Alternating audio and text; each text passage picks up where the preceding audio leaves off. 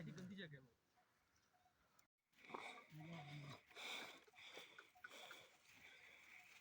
वो आराम से भाई गिरा दे